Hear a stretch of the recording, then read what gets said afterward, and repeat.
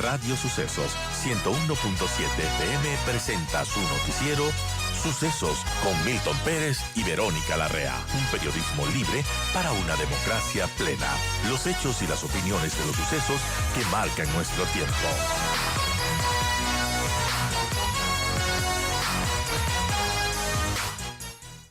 He visto en encuestas que ha subido un importante porcentaje, he visto en algunas, al menos 4, que se ubica segundo. Bueno, ¿eso cómo le hace sentir y cómo ha estado esta pre-campaña? Hola Verónica, qué gusto estar aquí presencialmente. La última vez nos vimos por Zoom, pero encantado de estar aquí en Quito, de saludar a los quiteños a través de Radio Sucesos y de conversar contigo. Bueno, contento de que la ciudadanía reaccione positivamente a nuestra propuesta. Nuestra campaña es una campaña que no se dedica a insultar, que no se dedica a odiar, que no se dedica a calumniar. No nos hace falta, nunca lo haríamos, no es nuestra forma de ser. Nosotros nos dedicamos a presentar soluciones a los problemas que tienen que ser atendidos con urgencia.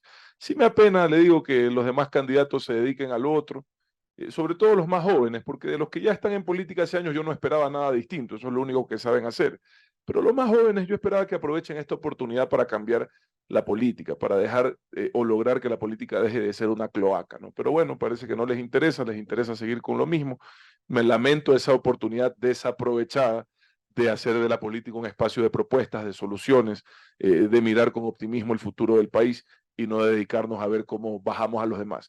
Yo me dedico a ver cómo nuestra propuesta sigue subiendo, que eso es lo más importante, sobre todo porque no es una propuesta de una persona, ni para una persona, ni por una persona, es una propuesta para el país, diseñada para que los ecuatorianos encontremos un mejor futuro. Y por eso estamos aquí.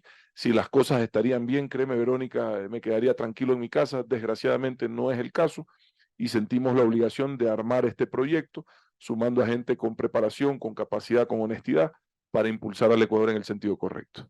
Bueno, importante lo que usted ha propuesto, Otto, un programa de gobierno basado en 3 propuestas principales: paz, plata y progreso. Cuéntenos un poco sobre Claro, ese tema que tiene la ese es el campaña resumen, digamos, de y un del plan de futuro. gobierno más amplio, que se resume en el objetivo que tenemos todos, el derecho de vivir en paz en nuestra propia tierra, ¿ya? Y eso pasa por recuperar la seguridad, luego llevar plata a los bolsillos, a los hogares, y eso pasa por reactivar la economía. No es una propuesta demagógica de decir voy a hacerlo aquí, no, sino reactivar la economía, que desde la inversión pública se pueda devolver los niveles de crecimiento económico que necesitamos para que la gente encuentre empleo adecuado, no precarizado.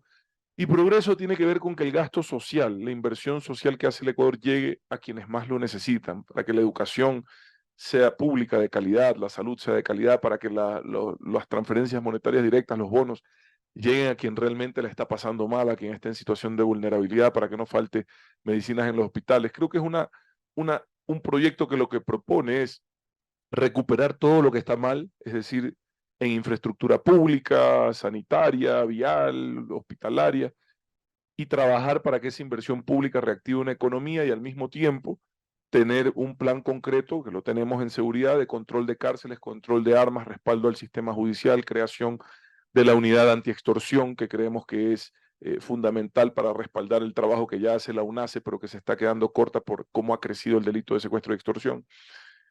Y combatir el dinero mal habido. Vamos a fortalecer la UAFE, vamos a ponerla a trabajar de la mano con el SRI para detectar lo que yo siempre digo que no se puede esconder, que es igual que la tos, el dinero mal habido, y poder pegarle ahí a los delincuentes donde más les duele. Es que una propuesta seria, viable, que no se basa ni en la mentira ni en la demagogia, sino en lo que creemos que es posible hacer en estos 15 meses de gobierno. Ahora, Otto, eso justamente, el tiempo es corto y si es que usted llega a la presidencia de la República, ¿cómo hacer todo lo que propone en tan pocos meses?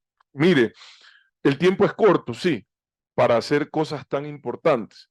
Y efectivamente no voy a mentir, ni voy a aprender a mentir a estas alturas de mi vida, digo la verdad. Es tiempo como para encaminar al Ecuador en el sentido correcto, no para hacer que el Ecuador resuelva todos sus problemas en 15 meses, no voy a mentir, pero para empezar a hacer las cosas bien, para atender las urgencias, sin duda que es tiempo suficiente. Además, el tiempo siempre digo es relativo, ¿no? Porque quizás para hacer cosas importantes, nuevas obras, no alcanza, pero 15 meses parece poco en esas circunstancias.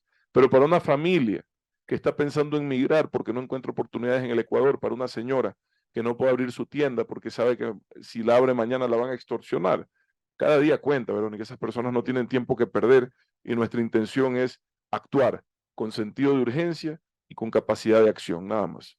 Otto, hablando de lo que es plata, porque ya hablamos algo de la seguridad, hablando de cómo obtener dinero, porque el Ecuador, bueno, Sí. está en una situación complicada y hablaremos también del Desgraciadamente, fenómeno del niño, pero crear más impuestos o cuál, y no. cómo tener esa eficiencia y equidad. Desgraciadamente, el gobierno actual está dejando las cosas casi peor de lo que las encontró, sino iguales, cuando se suponía que después de la pandemia íbamos a tener un rebote económico que nos iba a permitir Así es. encontrar oportunidades, pero desgraciadamente no ha sido el caso. Ahora, como no nos vamos a poner a llorar sobre la leche derramada y lo que necesitamos es identificar las oportunidades para sacar adelante al Ecuador, lo que hemos hecho es ubicar entre 1.500 y 2.000 millones de dólares, principalmente con multilaterales, de proyectos que ya están aprobados hace años y que desgraciadamente por falta de gestión no se han llevado a cabo. Esos proyectos lo que van a hacer es dinamizar la economía desde el sector de la construcción. Son proyectos para recuperación de infraestructura vial o para recuperación de infraestructura hospitalaria, recuperación del sistema penitenciario, y todo eso es inversión y eso es generación de empleo. Y esos fondos, como te digo, ya están identificados, esos proyectos están, solo les hace falta capacidad de gestión para llevarlos al nivel de ejecución, que es donde los vamos a llevar en los primeros 90 días de gobierno. Importante, ¿qué hacer con el fenómeno del niño? Esa es una situación que va a tener que Bueno, afrontar el próximo gobierno también. lo primero, insistir, todas las oportunidades que tengo, a que el gobierno actual haga lo que le corresponde, que es que esos presupuestos que han identificado para la prevención lo ejecuten con celeridad, porque nosotros vamos a estar en el gobierno en el mes de noviembre de este año. Sí. Y en esa fecha el agua ya la vamos a tener en el pecho, mi querida Verónica. Así que no hay tiempo que perder. Tienen que identificar las zonas de riesgo con claridad, que cambian porque los asentamientos en el Ecuador varían. Tienen que identificar y preparar, practicar las rutas de evacuación, trabajar en materia de mantenimiento de infraestructura de drenaje e infraestructura de riesgo, proteger los puentes, ¿ya? Los puentes hay que fortalecer los estribos normalmente, y si se hubiese anticipado, se hace con muro de gavión. Como no hay tiempo, hay que poner sacos de arena en los estribos de los puentes para ganar tiempo en caso de tener una crecida de un río. Porque usted sabe, Verónica, que si llueve fuertemente, quizás la carretera no se afecta, pero si se va el puente no sirve de nada la carretera. Entonces nosotros estamos ya proponiendo por voluntad propia, pero nosotros somos gente de acción.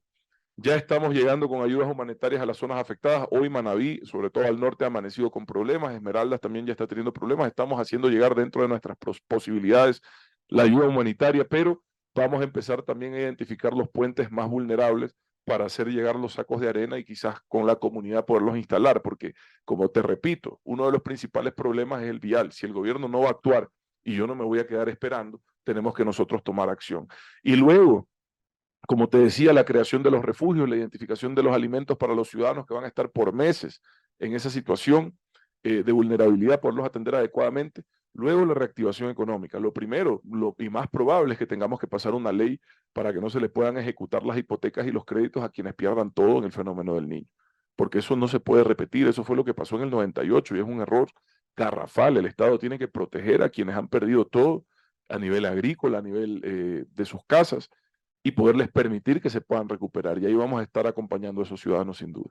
Bueno, es una situación que se podría venir bastante fuerte según las estimaciones. Ojalá se equivoquen esas estimaciones, pero sin duda hay que estar preparados. Ahora, Otto, yo le pregunto, usted tuvo experiencia en el gobierno de Lenín Moreno con una pandemia que fue terrible. ¿Qué aprendizajes tuvo de estos momentos tan Mire, terribles y el primero yo momento no le crítico de la tengo, o sea, pandemia? yo no le tengo temor a las crisis. Dios no quiera se repita lo que nos tocó vivir en el año 2020, principalmente en la ciudad de Guayaquil. Fue muy doloroso y a mí evidentemente me marcó de por vida esa situación. Sin embargo, no deja de ser un honor haber tenido la oportunidad de servir en circunstancias tan adversas. Y lo que yo he hecho este último tiempo también es tratar de hacer mejores aprendizajes de esas experiencias vividas. He estado un año en el extranjero, en una de las mejores universidades del mundo, fortaleciendo mi preparación, fortaleciendo mi capacidad. He vuelto además, como yo digo siempre, pues nunca es tarde para estudiar. He vuelto, me siento mucho más sólido en todos los frentes, me siento siento que hemos armado el equipo correcto y estamos listos para asumir este desafío. Ahora, como la pandemia, Dios no quiera, mi querida Verónica, fue un tema mundial, muy doloroso, que golpeó por igual a todo el planeta, a unos países más que a otros. pero que nos dejó secuelas que todavía, te digo, no terminamos ni de ver, sobre todo en materia de salud mental, personas Así es. adolescentes, vemos indicadores muy graves ya de problemas de salud mental en la gente más joven, se han elevado los suicidios, se han elevado los niveles de depresión en el Ecuador, y yo sí creo que está muy asociado con la pandemia y con el estado anímico que genera la imposibilidad que ha tenido, la incapacidad que ha tenido el gobierno de reactivar también al país, ¿no? Ahora, hablando de la pandemia y de esta crisis que se vivió y que felizmente ya salimos en Ecuador, pero quizás una pregunta que muchos ecuatorianos se hacen es, Otto, ¿por qué usted renunció en esa época que también estamos atravesando esa crisis? Y bueno, Ujú. usted hizo una buena gestión, pero después Yo he sido salió. claro varias veces, Verónica. Primero estuve en los momentos más difíciles, donde todos se escondieron, ahí estuve yo. No, no en un acto de heroísmo, sino de responsabilidad con el país y de sentido de servicio que lo he tenido desde siempre. Y evidentemente esa gestión que tuvo reconocimiento ciudadano hasta el día de hoy, a donde camino, generó malestar en las fuerzas políticas del país que pensaron que yo era un adversario electoral. Y empezaron a presionar para que se bloquee mi trabajo, para que se me impida hacer lo que tenía que hacer. Y bueno, una vez estabilizadas las cifras de mortalidad, una vez estabilizadas con mucho esfuerzo la situación económica, una vez que ya habíamos vuelto en mayo a la actividad económica normal dentro de esa nueva normalidad, eh, yo tuve que escoger en julio si me quedaba en un gobierno en el que me querían, como que si quieren, limitar mi trabajo, ¿ya? O me iba a hacer lo que me gusta hacer, que es servir desde lo privado. Y yo, para quedarme cobrando un sueldo sin hacer nada, preferí, como les digo, agradecer e irme a trabajar. Y recorrí el país, llevé ayuda mientras pude, donde pude, trabajé apoyando a la gente que estaba necesitada desde lo privado, y luego volví a mi trabajo, pues del que vivo. Yo no me dedico a la política, digamos, yo vivo de mi trabajo. Volví a mi trabajo con normalidad. Yo no tengo apego al poder, yo soy una persona 100% desprendida del poder. Para todos esos calumniadores que dicen, se fue porque tenía tal problema. No, señor, pues el que tiene problemas se aferra al poder, no ve que desde el poder los resuelve. Yo, como no le debo nada a nadie, y lo único que hice fue salir como entré, porque eso es lo más importante. La gente se pregunta por qué salió y nadie se pregunta cómo salió. Salí como entré, con la frente en alto y de la mano de mi esposa. Y ese será el mayor honor de mi vida, haber podido servir a mi país sin que nadie me pueda señalar de nada indebido o incorrecto, sin mentir, ¿ya? Allá los mentirosos, allá los que no hicieron nada, que hoy quieren, si se quiere, menospreciar un esfuerzo en momentos tan adversos, en donde sin duda cometí errores y yo los asumo y siempre los he asumido, pero también sin duda no dejé de dar la cara un minuto, un momento, de tomar decisiones difíciles en situaciones adversas, desconocidas, inciertas, en beneficio del Ecuador, todo el tiempo. De corazón, además, de corazón. Amigos, a las 8:30 conversamos con el candidato presidencial Otto Sonneholzer. Otto está por el movimiento Actuemos y estamos hablando de sus propuestas, también las expectativas en esta pre-campaña que además, bueno, ha sido un momento atípico, ¿no? El que se ha tenido que asumir estas candidaturas. Otto, usted bien ha mencionado que había pensado en un plan de trabajo justamente a partir de 2025, pero las cosas y las circunstancias adelantaron los planes y bueno, ¿cómo se siente con esta pre-campaña? ¿Qué expectativas tiene sobre todo lo que ha venido sucediendo y también sobre este momento atípico en la política ecuatoriana? Mire, nosotros sabemos que es una situación adversa económica, social, en materia de seguridad, pero también sabemos que si actuamos vamos a sacar adelante al Ecuador con sentido de urgencia, con capacidad de gestión, sobre todo con experiencia. Yo siempre digo, Verónica, no, es un gobierno corto, no hay tiempo para llegar a improvisar, no hay tiempo para llegar a aprender. Quienes vamos a servir a los ecuatorianos tenemos que saber exactamente cómo funciona la cosa pública, y por eso hemos armado un equipo, como te digo, que trae esas cualidades, esas características, y sobre todo con el que compartimos valores.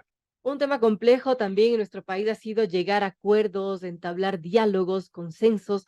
¿Cómo hacerlo, Otto? Digamos, si es que llega a ser presidente de la República y tiene una asamblea que quizás no es la más amigable con su programa de gobierno, empiezan a bloquear las cosas. ¿Qué hacer en ese caso? Lo primero es tener una buena gestión. Un gobierno que tiene gestión es un gobierno al que los ciudadanos respaldan, un gobierno que resuelve problemas de la gente, es un gobierno que tiene aprobación, aceptación, credibilidad. Y a eso nos vamos a dedicar. Sobre eso se construye la gobernabilidad. Caso contrario, son alianzas muy frágiles, son alianzas coyunturales en función a veces de intereses partidistas, personales. Eso no nos interesa. Nos interesan las alianzas que dejen de dividir al país por ideologías y que nos unan a los ecuatorianos por objetivos. Y para lograr eso se necesita tener claridad en esos objetivos, que la tenemos, y se necesita tener capacidad de gestión que demuestre que esos objetivos son alcanzables en función de la eficiencia del trabajo de un gobierno responsable. Y noto éxitos en Gracias, toda Verónica. esta contienda. ¿Algún mensaje final para nuestros amigos oyentes? Agradecerles el tiempo que se han tomado de escucharnos, agradecerles el apoyo, el respaldo aquí en Quito y en el país, y decirles que si aquí estamos es porque sabemos que podemos contribuir a que el Ecuador encuentre un mejor camino para todos. Nada más. Fuerte abrazo, Verónica.